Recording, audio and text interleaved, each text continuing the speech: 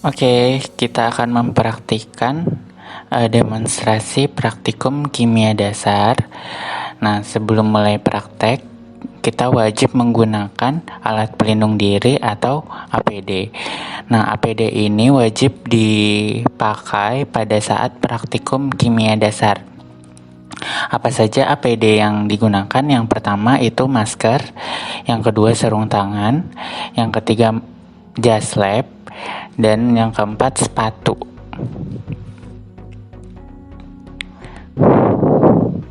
Itu merupakan basic dari APD yang kita gunakan. Nah, yang pertama kita pengenalan alat terlebih dahulu. Yang pertama yaitu labu ukur 250 mili. Fungsinya itu untuk membuat larutan baku sekunder. Kemudian yang selanjutnya itu labu ukur 100 mili. Fungsinya untuk membuat larutan baku primer dan sampel. Kemudian yang selanjutnya itu gelas piala 250 mili. Fungsinya untuk wadah penampung cairan kimia yang kita gunakan. Kemudian yang selanjutnya adalah Erlenmeyer. Fungsinya untuk wadah atau penampung titrasi pada saat proses titrasi. Jadi pada saat proses titrasi itu LBP dan sampel dimasukkan ke dalam Erlenmeyer, kemudian terjadi perubahan warnanya di Erlenmeyer. Kemudian yang selanjutnya itu ada klem dan statif. Klem dan statif ini digunakan untuk penyangga dari buret untuk proses titrasi. Nah, kalau klem itu fungsinya untuk menjepit dari buret tersebut. Kalau misalnya statif itu fungsinya sebagai penyangga dari buret. Nah, kemudian selanjutnya yaitu buret. Buret itu dilengkapi dengan skala 0 sampai 50. Nah, itu merupakan ujung buret dan kerannya, dilengkapi dengan kerannya. Fungsi keran dari buret yaitu untuk mengatur kecepatan tetesan pada titrasi yang sedang kita lakukan. Nah, itu wadah atau lubang memasukkan cairan yang akan kita bakukan. Nah, itu skalanya 0 sampai 50. Nah, kemudian cara pemasangan buret yang baik yaitu tegak lurus. Jadi, kita pasang dengan menggunakan klem, dan kalau mau dipakai itu posisinya kerannya di bawah. Tapi kalau misalnya setelah dipakai atau tidak digunakan lagi, itu ditebalikan. Artinya keran berada pada posisi di atas.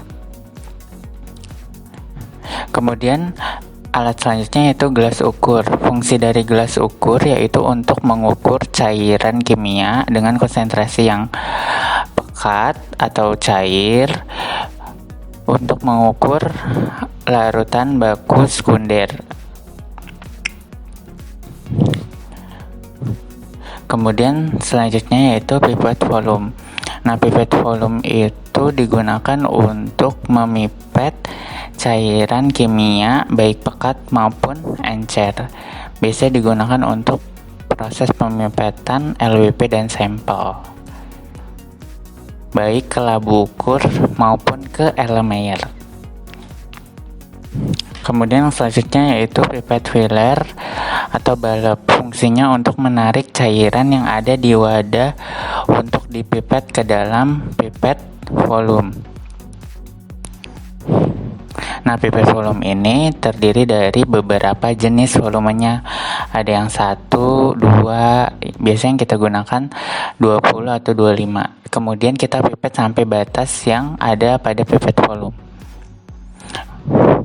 Nah, cara penggunanya itu yaitu nanti cairan yang akan dipipet dimasukkan, kemudian kita aplikasikan balap atau pipet volume.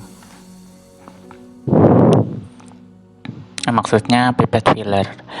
Kemudian selanjutnya demonstrasi cara menggunakan pipet volume yang benar.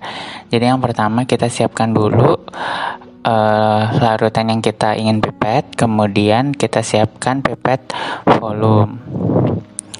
Nah, pipet volume ini digunakan untuk menarik larutan kimia untuk LBP dan sampel. Kemudian kita menggunakan pipet filler untuk menarik cairan yang ingin kita pipet.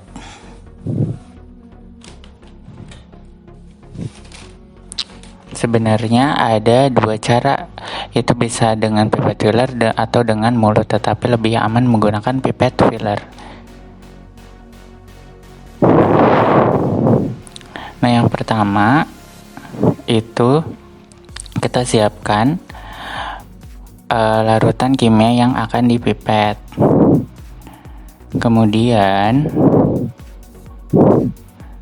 kita sedot larutan kimia tersebut menggunakan pipet volume yang telah dipasangkan dengan pipet filler.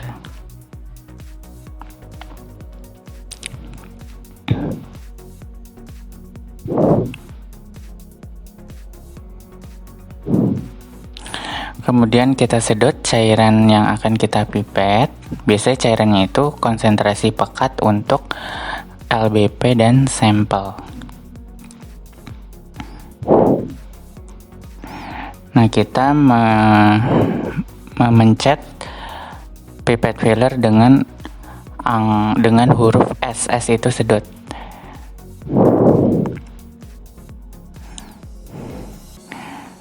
Nah, kemudian setelah kita pencet huruf S pada pipet filler, kemudian cairan yang ingin kita pipet akan naik sesuai dengan keinginan kita. Nah, setelah cairan tersebut sampai batas yang telah ditentukan, kita lebihkan sampai garis tanda. Tujuannya untuk mengatkan pada saat akhir pemipetan. Nah, setelah dilebihkan, kita siapkan tisu, kemudian kita seka bagian bawahnya untuk mengatkan, kemudian baru kita paskan pada garis tanda yang ada pada pipet volume tersebut. Nah, setelah sudah sesuai dengan garis tanda, kemudian cairan yang kita pipet sudah siap untuk dimasukkan ke dalam labu ukur 100 ml atau ke dalam Erlenmeyer.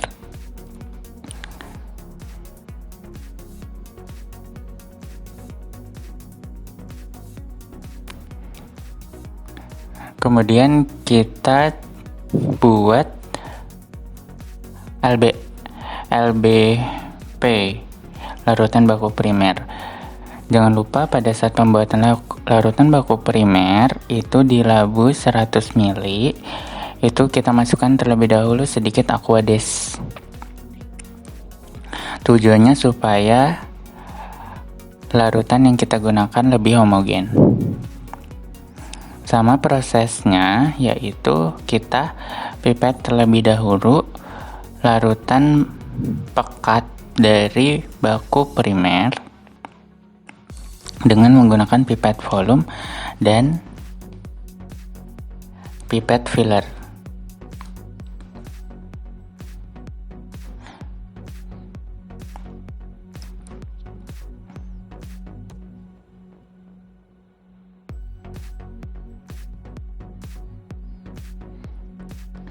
Setelah garis tanda dan sudah kita atkan, baru kita masukkan ke dalam labu ukur 100 ml yang sudah berisi sedikit Aquades.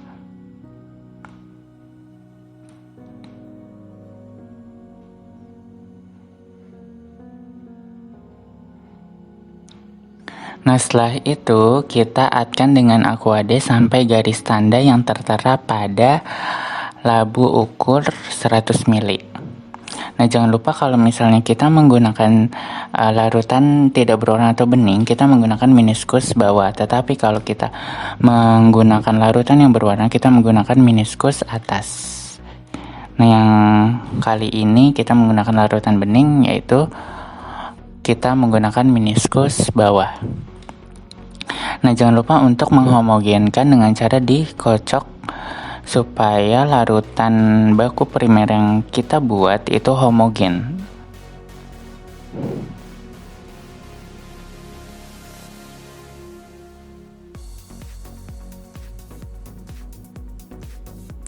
Kemudian yang selanjutnya yaitu kita membuat larutan baku sekunder atau LBS. Nah, yang pertama siapkan terlebih dahulu larutan yang ingin kita buat. Terus kita siapkan juga gelas ukur. Kemudian larutan yang sudah kita tuangkan ke dalam gelas piala, kita tuangkan ke gelas ukur dan kita cukupkan volume yang diinginkan. Kemudian kita sesuaikan volumenya dengan menggunakan pipet tetes. Sama juga kalau misal kita mengukur larutan bening, meniskus bawah, kalau larutan berwarna, meniskus atas. Nah, karena ini bening, berarti kita menggunakan meniskus bawah. Setelah sesuai dengan volume yang diinginkan, kemudian kita masukkan ke dalam labu ukur 250 ml yang sudah berisi sedikit aqua des.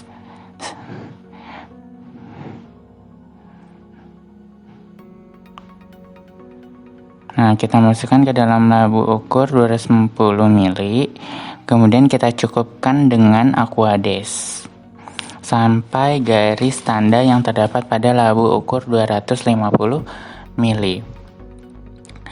Sama seperti sebelumnya, kalau misalnya kita menggunakan larutan bening, meniskus bawah. Kalau larutan berwarna, meniskus atas.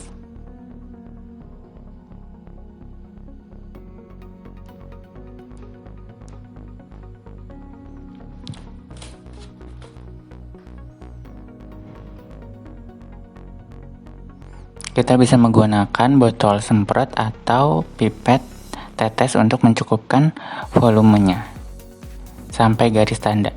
Jangan lupa untuk dikocok homogen supaya larutan baku sekunder yang kita buat itu homogen dengan sempurna. Kita kocok supaya lebih homogen.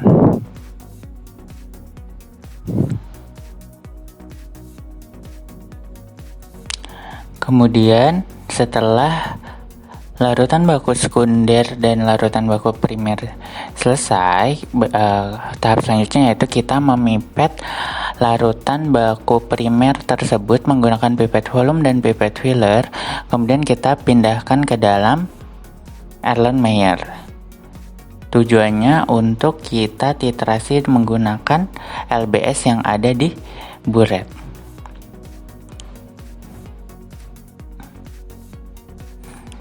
Nah, setelah kita masukkan ke dalam Erlenmeyer, ulangi sebanyak 3 kali. Nah, untuk penyiapan dari LBS yang udah jadi, yang udah di labu ukur 250 ml, tahap selanjutnya itu kita pindahkan ke dalam buret. Nah, di sini kita bisa menggunakan corong supaya tidak tumpah-tumpah.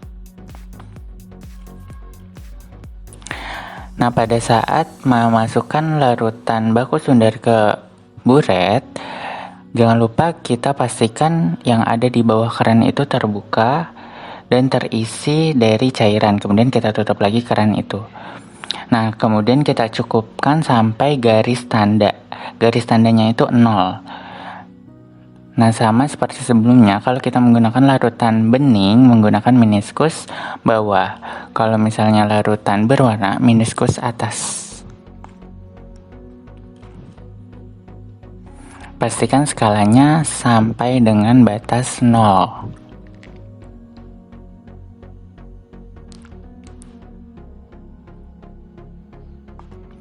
Nah, jadi untuk buret itu kita menggunakan meniskus bawah untuk cairan bening.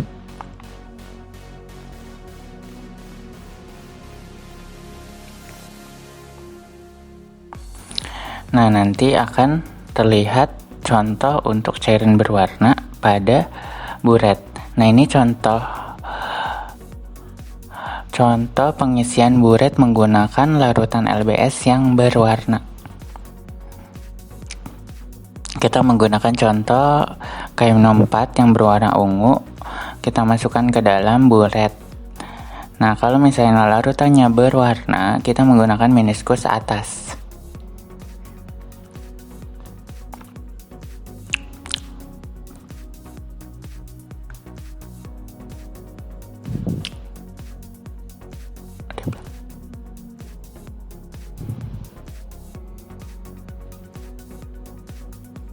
Kita cukupkan, jangan lupa kita buka kerannya supaya LBS yang ada di kerannya itu juga keisi. Kemudian kita akan sampai garis tanda atau batas 0 pada skala yang ada pada buret. Di sini kita bisa menggunakan corong atau tidak menggunakan corong. Di sini yang dipraktekkan tidak menggunakan corong. Kita juga bisa memindahkan larutan yang ada di gelas piala, larutan yang ada di labu ukur 2,5 kita pindahkan ke gelas piala supaya lebih mudah. Nah, itu meniskus atas pada larutan berwarna.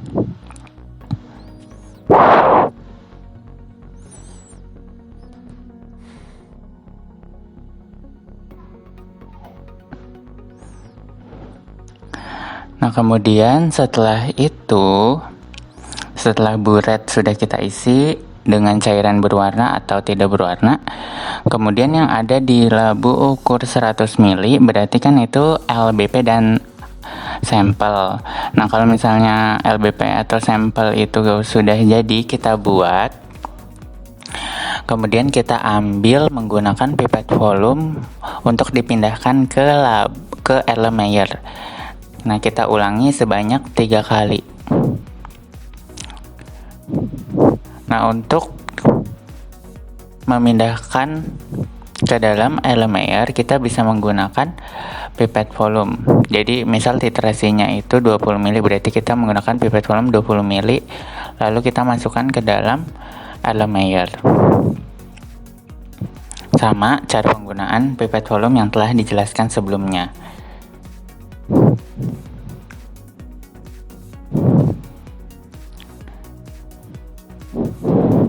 Nah, kemudian LBS yang kita gunakan itu kita ukur terlebih dahulu menggunakan gelas ukur cairan pekatnya, kemudian kita pindahkan ke dalam labu ukur 250 yang sudah berisi sedikit aquades, kemudian kita adkan dengan aquades, lalu kita kocok ad homogen. Jangan lupa dikocok homogennya setelah batas tanda yang ada pada labu ukur 250 ml. Setelah itu, larutan baku sekunder siap untuk dipindahkan ke dalam buret.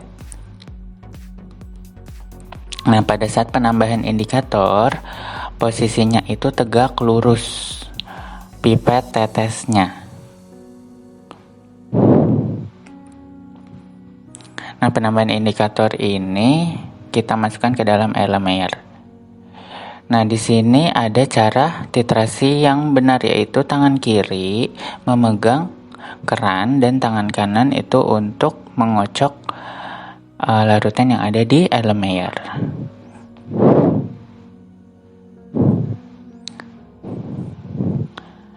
Sekian demonstrasi kali ini. Terima kasih.